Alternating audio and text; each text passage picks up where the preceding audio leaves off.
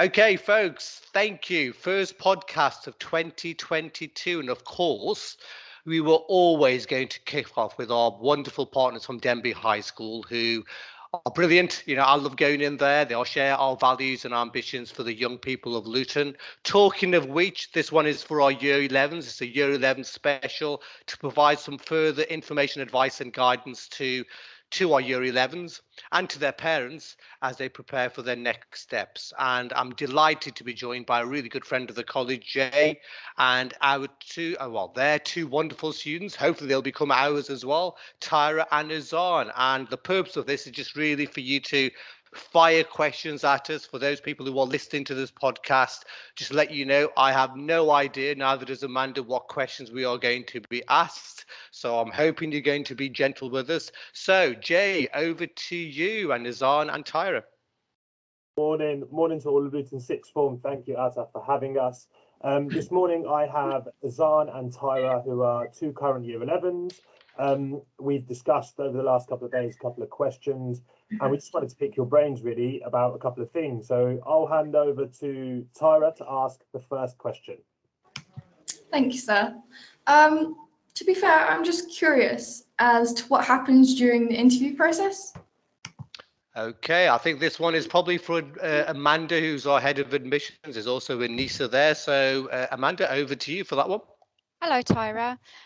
So with regards to the actual process of the interview, it will be an after-school appointment running between either 4 o'clock and 5:30. So you'll literally come in, you'll check in with us in admissions. We'll ask you to take a seat, and one of our specialist curriculum interviewers will call you over to take a seat. And you're basically coming along with your research of the courses that you've applied for. That's really important. I must stress that, just to be prepared in that area will benefit you in your interview. You need to be able to, suggest why you've chosen them courses and speak about your interest in that particular area. And then the interview will last for approximately up to 15 minutes maximum. And it's a discussion surrounding your application and why you've applied for those choices. And we'll be looking at your references and your predicted grades and the information that the school has provided, and working out exactly what, the best plan for you really, what you qualify for, and working out a program of subjects. And Amanda, you chipped in. I think it sounds really scary when we call it an interview. It's really more of a learning conversation. I'm on the interview team. I really look forward. It's one of the best parts of my job, just have to talk through some of the dreams and aspirations that our young people have got. And I always say to the parents and to you is, you don't have to become experts in A levels and BTECs and university and this.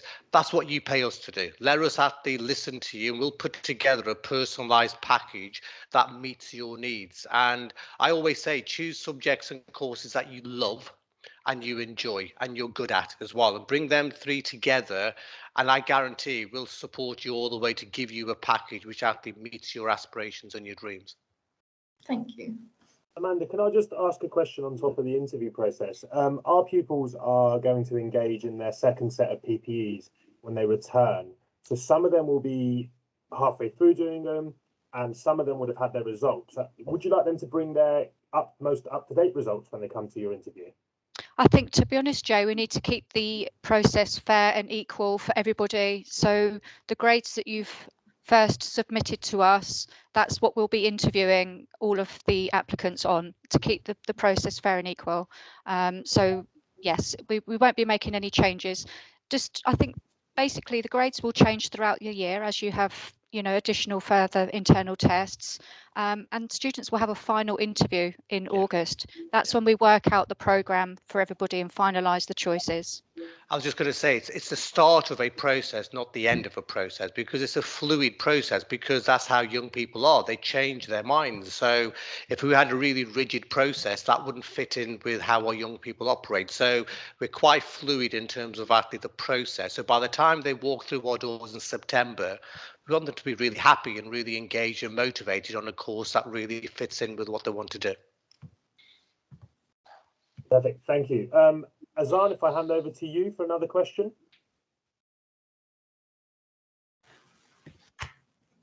Thank you, sir.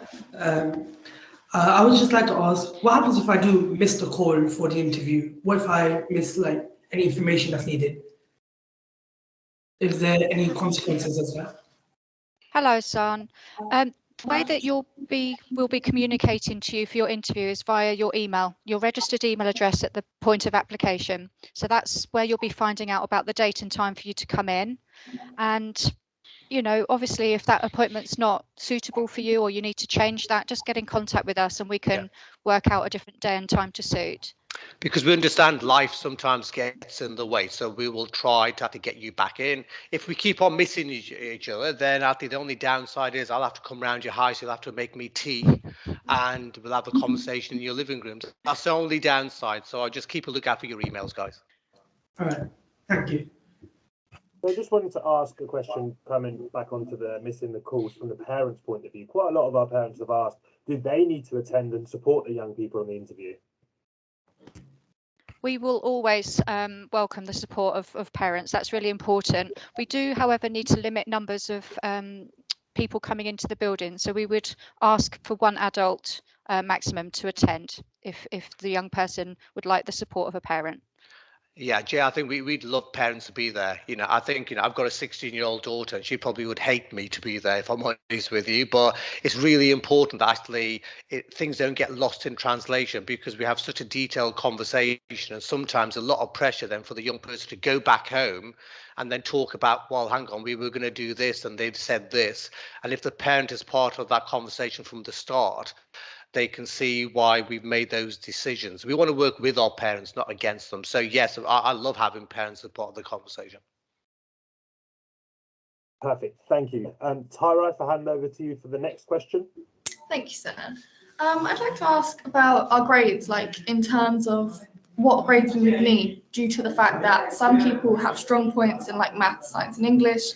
Say we was to fail maybe maths or science, would we have to retake it? I can kick Shall off I? the yeah, Amanda, you start and I'll chip in. Okay, so it all depends obviously what courses you have applied for as regards to what courses you might need to retake. The retake options that we have as GCSEs in the college are English language and maths. So that is a requirement. If you do not get a grade 4 in those two subjects, you will be studying those subjects on your timetable. You can't do a repeat of science subjects. So if you do not meet the entry criteria for your chosen course, we will have to discuss an alternative program for you. So English language, for example, you need at least a grade 4 to study any A levels. We wouldn't be able to put you on a timetable with English language GCSE and an A level. So there is requirements that you need to meet, but we're there to help and discuss alternative options if we have to do that. And remember, we're trained. We have many young people, for whatever reason, don't quite get their English and Maths GCSE at school. And we have kind of above average kind of resit kind of achievements, really. So, we're not being horrible by making you resit English and Maths when you come to us, but for employment and for university, it will just catch you out. So we will support you. We've got specialist people in English and Maths GCSE. And once again, I'm talking to my daughter. She's in the same position as you folks are. And I'm saying, look, focus on the next 20 weeks. Focus on that magic number of 4 or better. Have the systems in place. Talk to your teachers.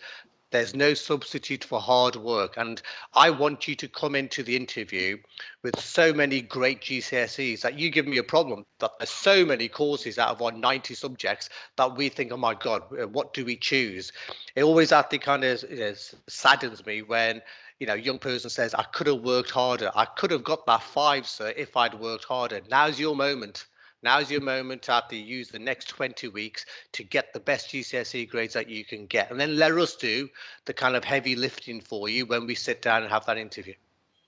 Thank you, sir. I've got a bit of a 2-in-1 for you, Amanda and Altaf. Can I just confirm, firstly, for a pupil who would like to study any science or maths-based course, they require a 6, if not a 7 or above? Yeah. Okay, My second part of that question is, can you just mention and kind of explain to us what the grade point average means, please? Okay, Amanda, do you want to start and then I'll chip in?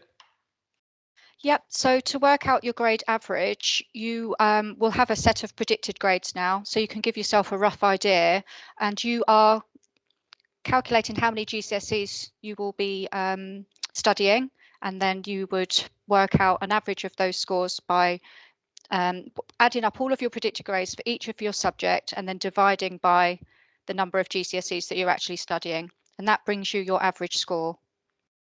Does that help? And I think that that average is there based on many, many years of us looking at lots of data and then looking at exactly how young people progress onto certain subjects. So, you know, Jay, you're absolutely right. In the prospectus, they'll talk about sixes for the maths and the sciences. That's a minimum, because for the A level sciences and the maths, those are some of the hardest A levels that you will choose. They really, really are. And I think sometimes people come in thinking, okay, I've got a six, that guarantees me A stars at A level biology. And it probably will be a starting point. So even if we see a six, please don't be disappointed by us thinking, okay, fine, are you really sure about these subjects in terms of tying it in? Because it's a whole suite of things. It's the English and the maths and the sciences at an average of a six, ideally at sevens. But I think the key thing is, folks, I think just be the best that you can be. You know, get those highest grades that you possibly can, and then we'll put together a package for you based on what you do. And as I said, I think a lot of our students mix and match A levels and BTECs as well, and that is a fantastic progression route as well as just doing pure A levels on their own. Can I just touch on that progression route? So progression would be onto either the world of work or onto university or a high degree apprenticeship. Can you just let us know how that kind of works in terms of support going on after the 2 years? Yeah, so I think that's a really good point. I think so. This morning we had a conversation, and our latest data shows I think that well over 94% of our students go to positive destinations. The majority of them will go to university. You know, that's most of the progression. But many of our young people go on to employment or apprenticeship. So the great news is we've got an award-winning careers team in-house. You know, they are employed by us, and what they do is throughout your 2 years, and 2 years, by the way, is on Tyra, is 60 weeks. It really is. It's such a short amount of time. So as soon as you walk in, we have to have you hitting the ground running. And also, very, very quickly, we'll start giving you one-to-one support about careers, about universities, about apprenticeships, the progression routes, etc., etc. And then we'll support you in the classroom in terms of getting those high grades. But also, we will give you different routes to get to a destination. So, for example, my son, he went down the A-level route. That's because he's a systems leader. He's very methodical, very organized. I think I said this when I came into an assembly. You walk into his bedroom, everything is organized. The drawers are rolled up, the socks are rolled up. Brilliant. He was actually perfectly placed for A levels. My daughter, she was almost going to do A levels. Last minute, she chose to do a BTEC in science with a psychology A level. And she is now doing diagnostic radiography in a final year. She thought A levels, she's actually said herself, she probably would have got C's at A level. Instead, she got a distinction at BTEC, a B in a psychology, and is now doing a healthcare professional. And too many of our young people still think the only job in the NHS is a doctor or something. There are thousands of jobs in the NHS, and the careers team will sit with you to give you all those options to decide what you want to do and then work backwards. Does that answer your question, Jay? Yeah. Yes, thank you. That kind of leads on to a really good question that Azan has. Yes, thank you, sir. I did want to ask, obviously we talk about BTEC, level 3 diplomas and level diplomas compared to GCSEs. Okay, may I just want to repeat that? I'm sorry, I missed a little bit. Just start again, so we know what the question is. Yes. Obviously, we've been talking about BTECs and A levels. What is difference between BTECs, A levels, level 2, and level 3 diplomas? Ooh, okay. Amanda, I've been waffling on for too long. I'll let you answer that one. Okay. Well, first of all, the level that you're studying at the moment at GCSE is level 2. And so for some students that don't necessarily get the grade 4s and above at high school, we have a 1-year foundation course, level 2 courses. So if you're sitting on a grade 3 profile, then you could actually well be sort of directed towards a level 2 program, which is for 1 year. And then hopefully you get the grades suitable to progress you on to level 3 for a further 2 years. So some students are here for 3 years. A-levels and BTECs that we offer, they're the equivalent of one another. So they're level 3. We have A-levels level 3 and we have vocationals that are level 3. What's different is a different style of assessment and how you achieve the grade at the end of the 2 years. So with A-levels, it's independent study time. You'll have some sort of internal exams and everything, but your grade is achieved by the exams at the end of the 2 years. And with vocational courses, you're studying different units throughout the 2 years. You're getting graded as you go along. You'll have some online testing in some of our subjects. And so you're working towards your grade throughout the 2 years, and it's not necessarily dependent on the final exam. And the level 2, if I can just say, is not a failure. It's actually sometimes you take one step back to go 2 steps forward. So, you may not know that we have some of the lowest entry requirements of a sixth form college in the whole country. Not because we've got low standards, it's because if we didn't accept resits and GCSEs, where would those young people go? And some of the proudest moments is actually when I've seen a level 2 young person resit their English and their maths, go on to level 3 at the college, which over 70% of our young people do, and then they go to university. So we talk about social mobility a lot. That's what makes me really proud, because that shows a young person who's got grit, resilience, has kept going all the way to university. And with level 3, the BTECs and the A levels, they're at the same level. I've still got wise aunties in my family who still think you shouldn't be doing BTECs because etc. etc. We would not be offering BTECs if they were a second class qualification. 98% of universities accept them. More and more Russell Group universities accepting BTECs with A levels as well, and they are a fantastic progression route. And if you're unsure, then talk to us, and then we will talk to your parents about why we believe BTECs and A levels are such a good combination. If I could have my time back, I would have done a BTEC and an A level combination, because I needed that balance between someone keeping an eye on me and also being independent as well. So they're a really good combination. Thank you for that. I think that's good clarity for our pupils. Tyra has a couple of questions about A levels and a little bit of the day-to-day life of a student. Thank you, sir. So I have a bit of a difficult question. So due to the fact that many of us young people, we have multiple passions, we have, we want to do not just one thing in life. So in regards to how many courses we'd be able to take, say we wanted to do maybe 3 or 4, could we possibly do more than that? Amanda, do you want to go, and then I'll go in? Hi, Tara. We do have a maximum amount of courses that you can study on the timetable. So a 3 A-level equivalent program, however, that's set up on the timetable, a combination of A-levels and vocational. 3 A-levels is all that the universities require for entry. A fourth subject, a fourth A-level equivalent, can be added if you are achieving sort of grade 8s and 9s at school. But even then, that would be a discussion at interview as to whether you're putting too much pressure on yourselves, because universities, if that's the route you're going, they just want you to get 3 very good grades. Sometimes adding that fourth subject can make a difference on how you're achieving in the other 3, and that could have an adverse effect. So there would be a discussion at interview as to whether a fourth would be wise. And Tyra, that's a great question, because, as I said, I've had the same conversation with my children who have actually gone through this route, and Amanda's right, it's quality over quantity. I'd rather you do a 3 A-level equivalent and get 3 A's as opposed to doing 4 and getting 4 B's or etc. And also, you said about the multiple passions, Tyra. it's not just about, about getting the grades. When you are with us, we have got the biggest enrichment program in the country because of the size that we have got. So we have sports courses, we have a gym, we have a really thriving Duke of Edinburgh program.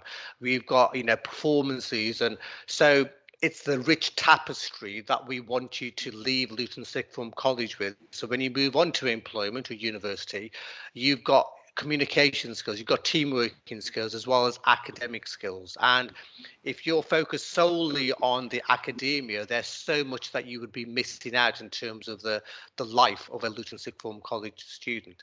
Does that answer your question, Ty? Yes. It's a really good one. Yeah. Thank you, sir. I have another question, maybe. So obviously we all picked our GCSE courses, and in college, say we wanted to change that course or take a course we didn't do for GCSE media or anything like that, would we be able to? Okay, Amanda, really good questions here. Over to you.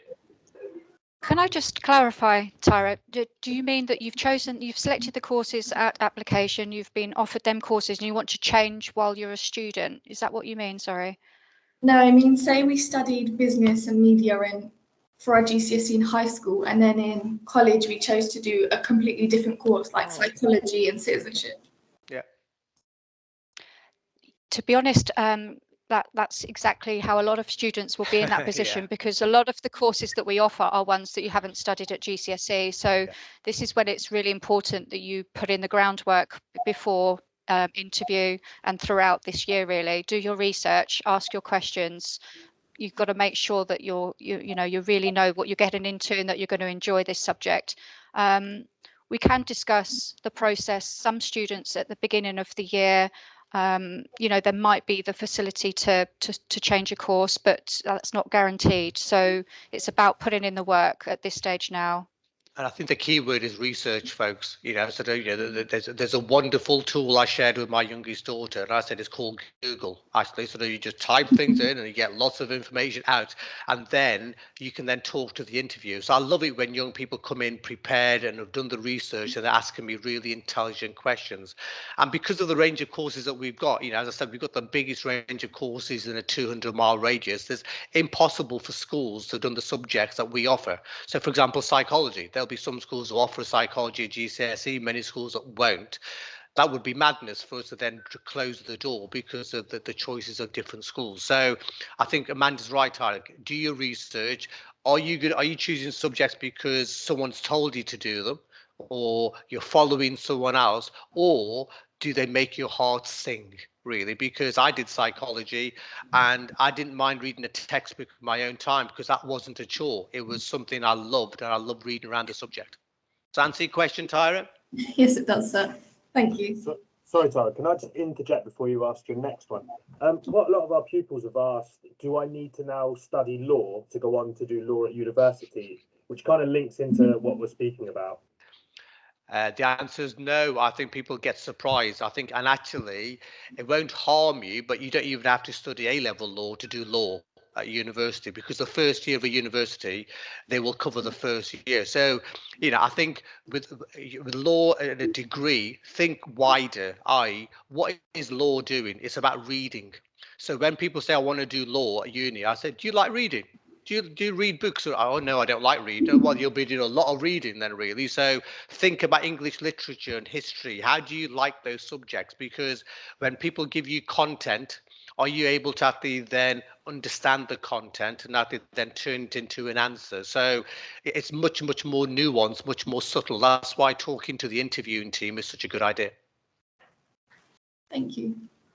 Thank you. So just to finish off, can you just give us 3 takeaways for our pupils before they come to their interview? What they must do? Okay, I think that can be the final bit, really. I'll give you 3 and then Amanda can cover 3. I think firstly, focus on what is as opposed to what if, really. There's a danger that you'll jump ahead to join us in September and take your eye off the ball. That right now you've got 20 weeks or so. Listen to your teachers, put the work in, have a system, etc. Do lots of practice, ask lots of questions. Don't be a passenger in your learning. Get the highest grades you can possibly get, be the best that you can be, and then we will do the rest for you. Do the research as well, and enjoy that, because you're not alone with this. We will help you every step of the way. Amanda? From my point of view, it's the practical element of the process. We need to ensure that all of your students have activated their account on the portal. That's really important because our communication is via the portal and your email address. Make sure that your email inboxes are not full, otherwise you won't be able to receive our communication. So get yourself live on the portal, be receiving, if you haven't received any emails from us currently from your application, that means there's the reason why. You need to get in contact with us in admissions. It could be that we need to amend your email address and make changes there. But we're going to start sending out the appointments for interviews. So it's really important to get your email address up and running. And guys, remember, these are employability skills, because if I didn't check my inbox from my boss, I'd lose my job. Jay, you'd probably lose your job. So that's part and parcel of preparing you for the world of work. Okay. So I'm conscious of the time. If there are any other questions that haven't been covered, please email Amanda or Anissa. Jay, you know us really well, so just ask us any questions. And apart from that, it is really firstly saying, Tyra is on. Wonderful ambassadors for Denbigh, really intelligent questions. Jay, thank you so much for your support, and all the very best to all the year 11s at Denbigh. Be the best that you can be. Really look forward to actually having you join us in September. And you've got this, work hard and you will get your just rewards. I'm already very, very proud of all of you. Thank you, everyone. For having us, guys. Thank you. Thank you, guys.